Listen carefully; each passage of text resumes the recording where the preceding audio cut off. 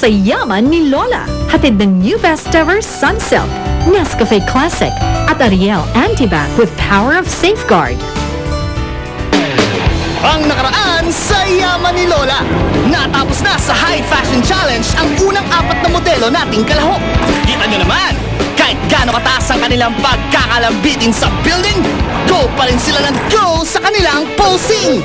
Pero halatang mga kabado ang girls. Kaya naman ang iba nilang mga kuha, nakakaloka. Final 2 challengers na. Papalampasin nyo ba ang kanilang mala Spider-Woman na eksena? Ang natitirang 2 modelo, ilalambitin na! Ulan ng pera, ang yaman ni Lola. Pambira naman, oh. May camera nga, wala ka naman makunan. Makukunan mo, lags pa ng asawa mo. Wala, kabuhay-buhay. Daddy, hindi mo lang kabuhay-buhay. Wala lang akong makunan. Legs yan ni Mami ah. Ha? Hindi legs ng mami mo to, ah. Sige, pangit legs ni Mami. Makakarating may dagdag. Ay, ugali mo talaga. Manang-mana ka sa tatay mo. Manang-mana siya. Tuntukin ko tatay mo, eh. Ako yun, eh. Subukan ko. Ay, malakas sumuntok ang tatay mo. Sunod na ang isasalang sa High Fashion Challenge, si Tanya. So how do you feel? Handa ka na ba para yung challenge natin? Handang-handa. So, anong feeling mo? Kinakabahan ako. Pero I'm excited. Remember, it's 100,000 pesos from Lola Barbie, okay? Big opportunity. So, yes. Kaya ko ba yan? Or I don't know, like that. I was exciting what would come and how I would react. Paano ba yan? Nagdadalawang isip na yata itong si Tanya.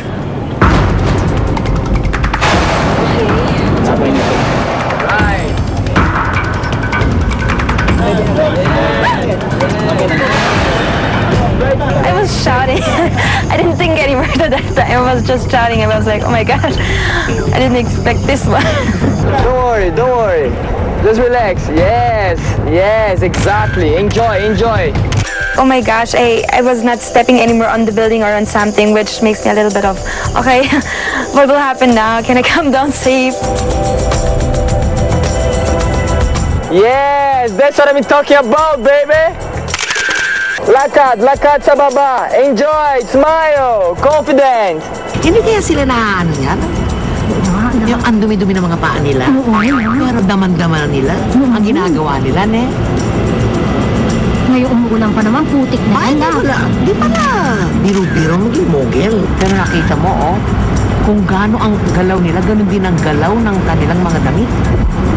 I was really just focused on the pose, like, okay, what could I do next? How could I do it better than the others?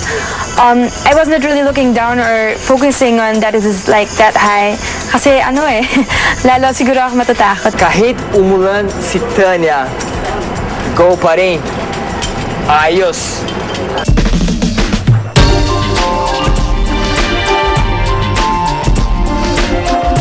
Natalo mo ang fear of heights mo, Tanya. Mag-reflect naman kaya ito sa mga pictures mo? Naisip-isip mo ba na ginagawa pa ng model itong pinaggagawa ko? Naisip mo yun? Naisip ko naman po. I think it's something special to have the opportunity doing this kind of shoot. And you welcome this experience? Yes, of course.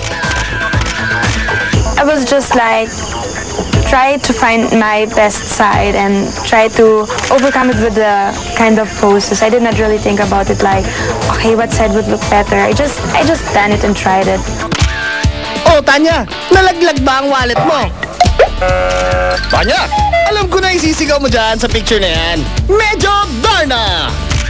Buti na lang, Tanya, at naging komportable ka rin sa pictorial. Mukhang nakatulong pa ang ulan at hangin sa pagpo-pose mo.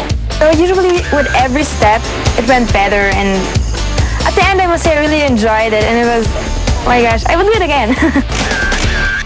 And last but not the least, oras na para sa pagmamodel ni Danica. Makapag Nag-project kaya siya ng maigi sa high-flying challenge na ito? Yaman ni Lola. So, yun talaga yung ano ko, phobia ko, heights. Doon nagawa nila, syempre, alam ko sa sarili ko, kaya ko din. Pag sinabi